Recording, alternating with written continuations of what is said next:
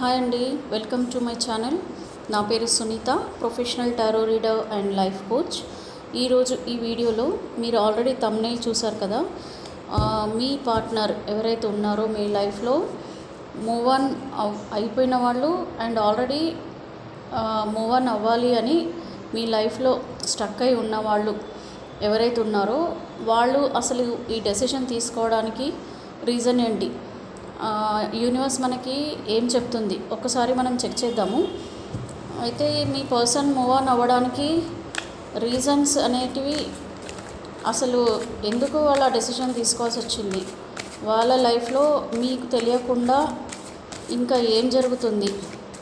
ఎందుకంటే అండి చాలామంది అన్నీ రివీల్ చేయరు. ఎవరు మేల్ కానీ ఫీమేల్ కానీ ఎవరైనా సరే వాళ్ళ లైఫ్లో కొన్ని హిడెన్ ఫ్యాక్ట్స్ ఉంటాయండి. మనకు తెలియనివి చాలా ఉంటాయి, చెప్పనివి చాలా ఉంటాయి. సో ఇలాంటివి తెలియనప్పుడు మనం చాలా కన్ఫ్యూజన్లో ఉంటాము. లైక్ ఎందుకు వాళ్ళు మూవ్ ఆన్ అవ్వాలనుకుంటున్నారు, వాళ్ళు ఎందుకు మూవ్ ఆన్ అయ్యారు, అసలు నా సైడ్ నుంచి చాలా చిన్న మిస్టేక్స్ నా సైడ్ ఉన్నాయి, వాళ్ళ సైడ్ ఉన్నాయి, బట్ ఇంత దానికి వాళ్ళు అసలు ఎందుకు మూవ్ ఆన్ అవ్వాలని అనుకుంటున్నారు అనేసి మీరు బాధపడుతూ ఉన్నారు. అండ్ అతను మీ దగ్గరికి రావాలి, ఆమె మీ దగ్గరికి రావాలి, మిమ్మల్ని మళ్ళీ ప్రేమగా చూసుకోవాలి, ఇద్దరి మధ్యలో మళ్ళీ మంచి బంధం అనేది ఏర్పడాలి అని మీరు భావిస్తున్నారు. కాకపోతే మీరు అర్థం చేసుకోండి, ఈ టారో రీడింగ్ ద్వారా మీకు యూనివర్స్ మీ లైఫ్కి సంబంధించి ఇండికేషన్స్ ఇస్తుందండి. అంటే డైరెక్షన్ ఆర్ ఇది జరగబోతుంది మీ లైఫ్లో అని చెప్పేసి మీకు ఒక గైడెన్స్ అనేది ఇస్తుంది. సో ఈ గైడెన్స్ మనం ఎందుకు తీసుకోవాలంటే, ఒకవేళ మనకి సిచ్యువేషన్స్ అనేది కొద్దిగా కరెక్ట్గా లేకపోతే ఇంకా మనము ఏ విధంగా మనము పాజిటివ్గా మన లైఫ్ని మార్చుకోవాలి, ఎలాంటి డెసిషన్స్ తీసుకుంటే మన లైఫ్ మళ్ళీ హ్యాపీగా ఉంటుంది. అంటే ఇప్పుడు మన పర్సన్ ఎవరైతే ఉన్నారో వాళ్ళతో మీకు రీయూనియన్ ఉండి మళ్ళీ మంచిగా ఉంటే ఓకేనండి. అయితే కొద్దిమంది సిచ్యువేషన్స్లలో ఏమైపోతుందంటే వాళ్ళ అభిప్రాయాలు వాళ్ళకి డిఫరెంట్గా ఉండి వాళ్ళ ప్రాబ్లమ్స్ వాళ్ళు వేరే విధంగా ఆలోచించుకొని మీ దగ్గర నుంచి వెళ్ళిపోయారు. సో ప్రతిసారి మీకు నేను చెప్పేది ఒకటేనండి, మీకు ఈ రీడింగ్లో పాజిటివ్ వచ్చినా నెగిటివ్ వచ్చినా కూడా మీరు లైఫ్ని డైరెక్ట్ చేయడానికి మాత్రమే దీన్ని యూజ్ చేసుకోండి. ఈ రీడింగ్ని మీరు కరెక్ట్ వేలో డైరెక్ట్ చేసుకోవడానికి మాత్రమే మీరు మీ లైఫ్ని యూజ్ చేసుకోండి. సో నేను ఇప్పుడు రీడింగ్లో మీకు చెప్తున్నాను ఏంటంటే, మీకు ఇప్పుడు ప్రజెంట్ సిచ్యువేషన్లో మీ పర్సన్ మూవ్ ఆన్ అయ్యారు, ఎందుకు మూవ్ ఆన్ అయ్యారు అనేది నేను రీడింగ్ చూస్తున్నాను. సో ఫస్ట్ ఇక్కడ మీకు స్టక్ ఎనర్జీ అనేది ఒకటి కార్డ్ వచ్చిందండి, మేజర్ కార్డు. సో ఇప్పుడు మనం రీడింగ్ తీసుకుందాము. సో నేను మీ ముందే చేశాను కదా, షఫిల్ చేశాను. ఇక్కడ కార్డు మేజర్ వచ్చేసి టెంప్రెస్ కార్డ్ వచ్చింది, అలాగే ఇక్కడ మ్యారేజ్ కార్డ్ వచ్చింది, నెక్స్ట్ వచ్చేసి ఇక్కడ 10 ఆఫ్ స్వార్డ్స్ కార్డ్ వచ్చింది, అలాగే ఇక్కడ 6 ఆఫ్ పెంటకల్స్ కార్డ్ వచ్చింది, నెక్స్ట్ ఇక్కడ మీకు బ్రేకప్ కార్డ్ వచ్చిందండి, నెక్స్ట్ వచ్చేసి మీకు క్వీన్ ఆఫ్ పెంటకల్స్ కార్డ్ వచ్చింది.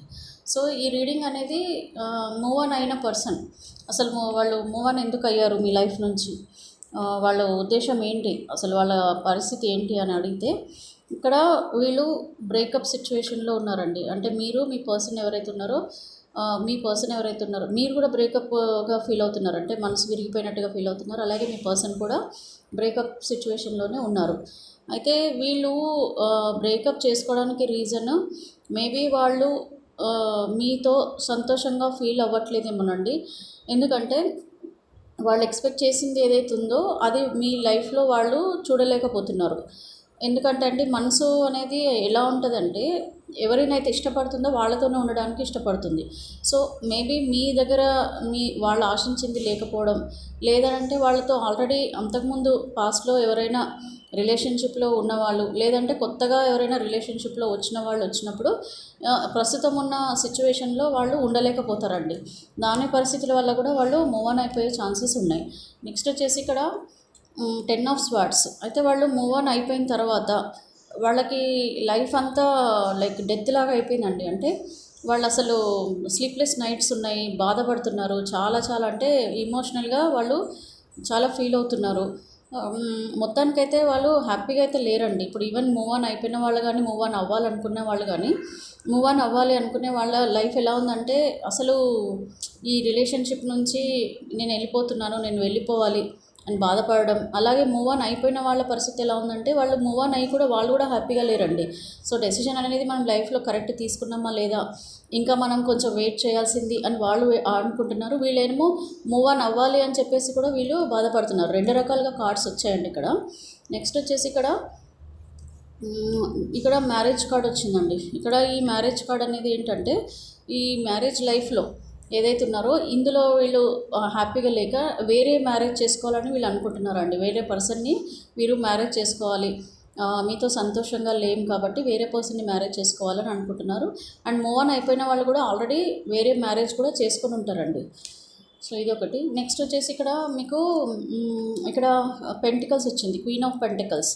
ఇప్పుడు కొద్దిమంది మూవ్ ఆన్ అవ్వాలి అనుకునే వాళ్ళు వేరే వాళ్ళకి ఆఫర్ ఇవ్వాలి అని అనుకుంటున్నారండి. అంటే వాళ్ళ మనసుకు నచ్చిన వాళ్ళకి వాళ్ళు ఆఫర్ చేయాలి అని వాళ్ళు వెయిట్ చేస్తున్నారనమాట.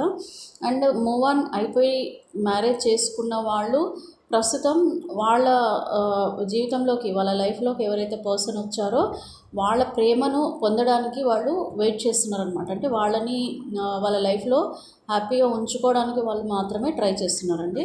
సో ఇక్కడ ఆఫర్ ఇస్తున్నారనమాట. ఆల్రెడీ మ్యారేజ్ కార్డ్ వచ్చింది అండ్ ఆఫర్ కూడా వాళ్ళు ఇచ్చారు, మూవ్ ఆన్ అయిపోయిన వాళ్ళు. నెక్స్ట్ వచ్చేసి ఇక్కడ మీరు టెంప్రెస్ కార్డ్ వచ్చిందండి. ఇది టెంప్రెస్ కార్డ్ అని అంటే ఇప్పుడు వాళ్ళు లైఫ్ని బ్యాలెన్స్ చేస్తున్నారు అనమాట.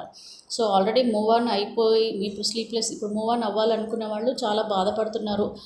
వాళ్ళు ఎలా ఉన్నారంటే అసలు కట్టేసినట్టుగా ఫీల్ అయిపోతున్నారు. ఎలా వెళ్ళిపోవాలి, ఈ పరిస్థితుల నుంచి ఎలా బయటపడాలి, నేను ఎలాగ ఈ లైఫ్ నుంచి బయటపడాలని చెప్పేసి బ్యాలెన్స్ చేసుకుంటున్నారండి. అన్ని వాళ్ళు బేరీ చేసుకుంటున్నారు అన్నమాట. ఏ విధంగా చేస్తే బాగుంటుంది, ఇలా చేద్దామా అని వాళ్ళు ఆలోచనలలో పడ్డారండి. మూవ్ ఆన్ అవ్వాలి అనుకునే వాళ్ళు. మూవ్ ఆన్ అయిపోయిన వాళ్ళు ఇప్పుడు వాళ్ళు మ్యారేజ్ చేసుకొని వాళ్ళు లైఫ్